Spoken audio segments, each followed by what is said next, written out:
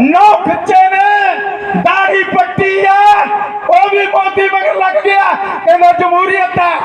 उस तो बाद बादल जो बीजेपी आरएस दा हथ टोकता कौम दियां बेड़ियां लगातार वट्टे पा रहा वो भी कहना जमहूरियत है नीवी पा ली है।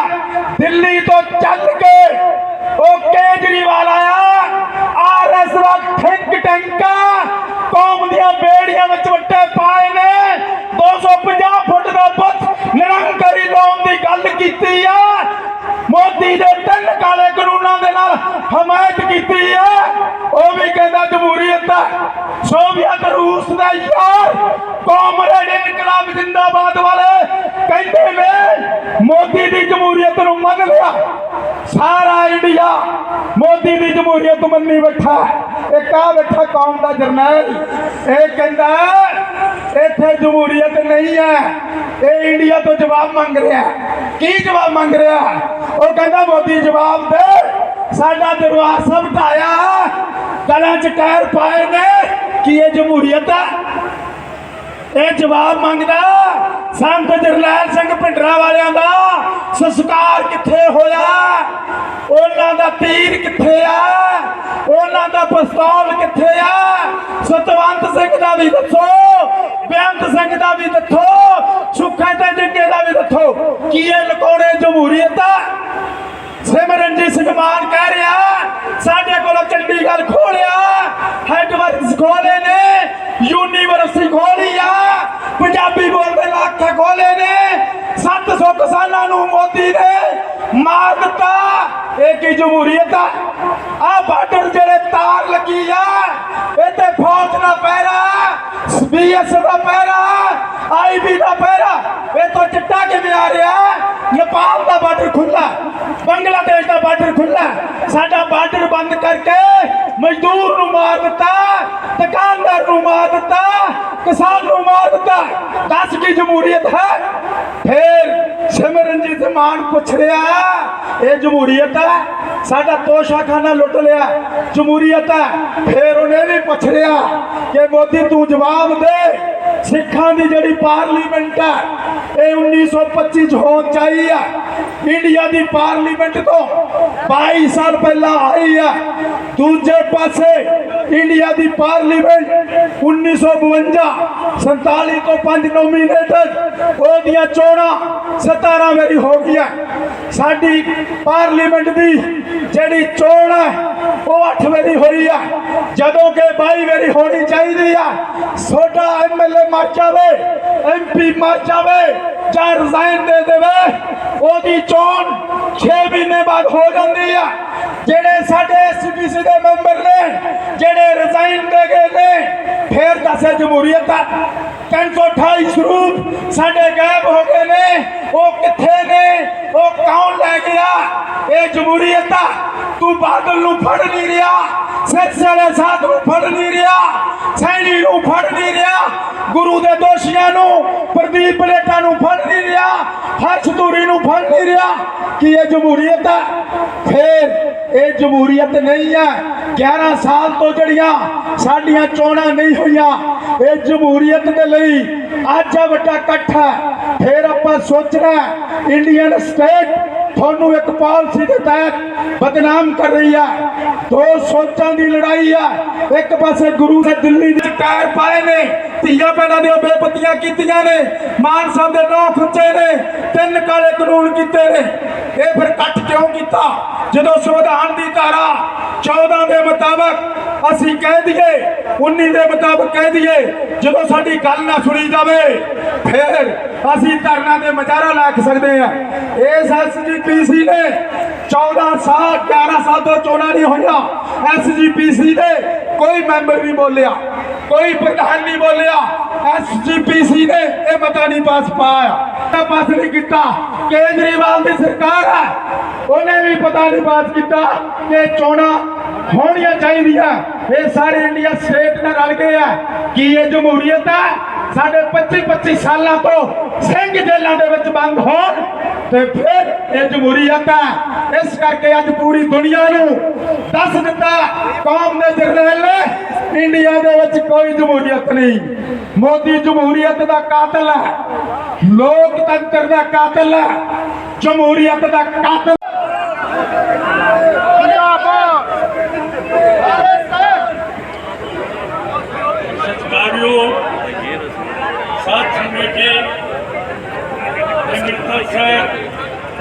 आपको फतेह करते वाहिगुरू जी का खालसा वाहिगुरू जी की फतेह। आप जी ने जिहड़ा इन्नी दूरों नेड़ियों अज असी इस अजलास के भाग ले रहे हैं। ये अजलास श्रोमणी गुरुद्वारा कमेटी ये इलेक्शन नहीं करा रही। ਜਿਹੜੇ ਸਾਡੇ ਨਾਲ ਵਾਅਦੇ ਕੀਤੇ ਸੀਗੇ,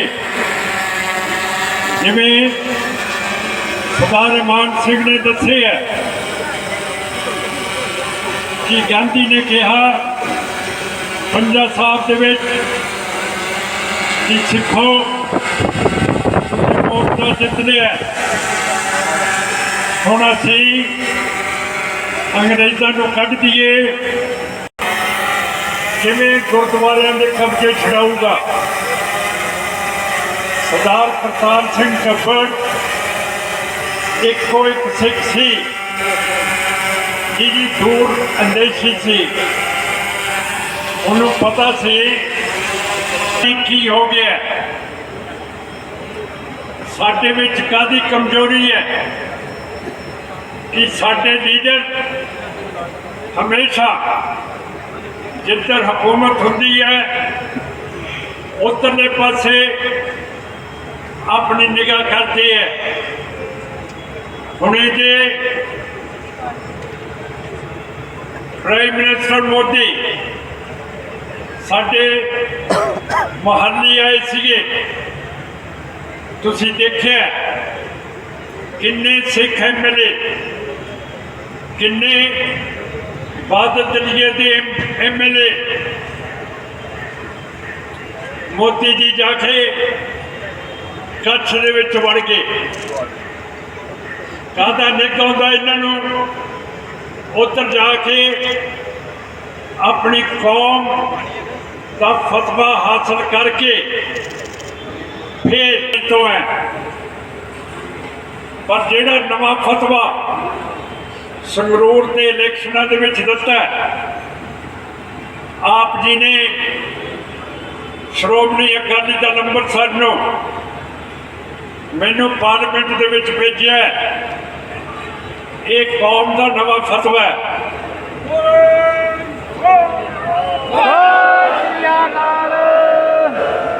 इस नूं असीं हुण जाया नहीं जाण देना। एक कौम का फतवा है, कौम के हित दे विच ये लिखूगा। और जिहड़े असीं वादे कीते हैं वो हुण पूरे होणगे। क्यों करके 1996 तो बाद जिहड़ा कौम ने बादलों नूं फतवा दिता सी हिंदुत्वा के थले लगन का, उहदे विच असीं मस्तियां लाइए, आनंद माणे हैं ते अपनी कौम नूं भुल गए हैं। सो मैनू नवी गल गड्डी लीह ते लेके आनी पैंदी है। इस करके मैं भगत सिंह की गल की जिहदे नाल बहुत निराशता हुई। साडा कौम का लीडर संत जरनैल सिंह है कि भगत सिंह है? जरनैल सिंह खालसा पिंडरां वाले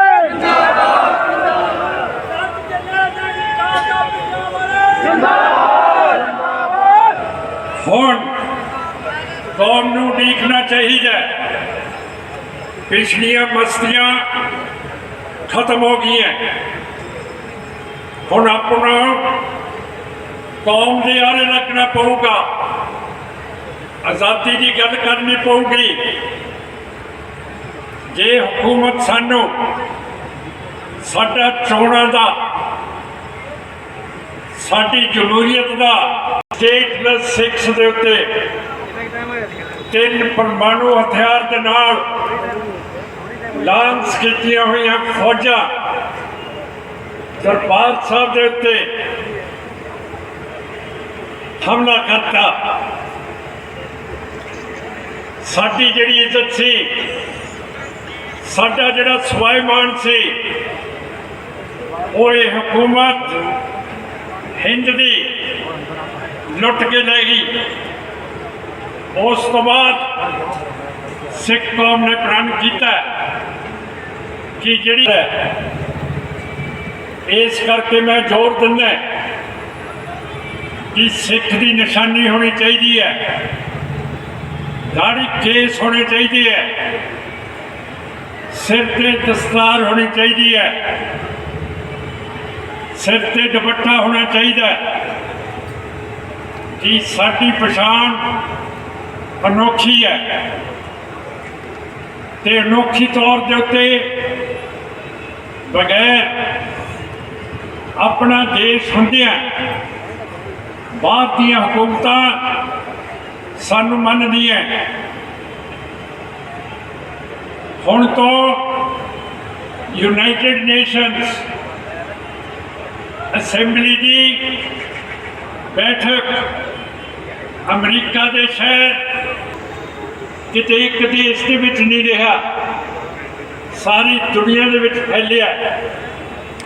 इस तरह सिख हुण सारे जहान दे विच फैले हुए हैं।